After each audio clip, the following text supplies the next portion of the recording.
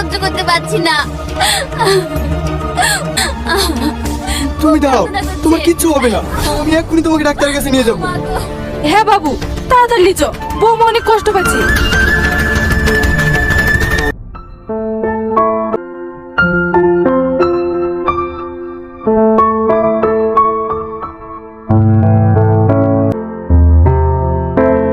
আপনি আমার সাথে আসুন।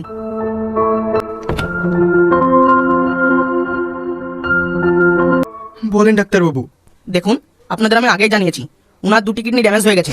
ইমিডিয়েটলি উনার কিডনি যদি না ট্রান্সপ্লান্ট করানো হয় উনি মারা যাবেন। ডাক্তারবাবু, না না, যে করে হোক আমার স্ত্রীকে বাঁচাতেই হবে। আচ্ছা, কিডনি ট্রান্সপ্লান্ট করতে কত খরচ হবে? প্রায় 15 লক্ষ টাকার মতো। 15 লক্ষ টাকা?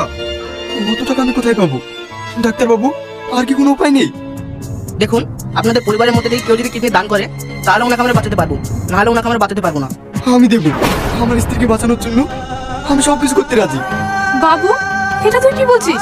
কিন্তু কোনো কিন্তু না মা, আমার শাবনামকে এত কষ্টে আমি দেখতে পাচ্ছি না। এছাড়া ওকে বাঁচানোর কোনো উপায় নেই। আমাকে বাধা দিও না মা। ডাক্তারবাবু, আপনি অপারেশনের ব্যবস্থা করুন। ঠিক আছে, আপনি আসুন আমার সাথে। বাবু, তুমি কোনো চিন্তা করো না মা, আমার কিচ্ছু হবে না, ওকে যে বাঁচাতেই হবে। স্যার, আমার ছেলে আমার বৌমাকে খুব ভালোবাসতো। এত ভালোবাসার পরে ওদের ঝগড়া হতো কেন? স্যার, আসলে আমার বৌমার কাছে মাঝে মধ্যে একটা ছেলে আসতো, আর কিছু জিজ্ঞাসা করলে ও বলতো ওটা নাকি ওর খালাতো ভাই। আচ্ছা ঠিক আছে, আপনার কি আর কিছু জানানোর আছে? না স্যার। ঠিক আছে, আপনি এখন আসতে পারেন। আমরা কোনো খোঁজ পেলে আপনাকে জানাবো। লাশটাকে ভিতরে নিয়ে যাও।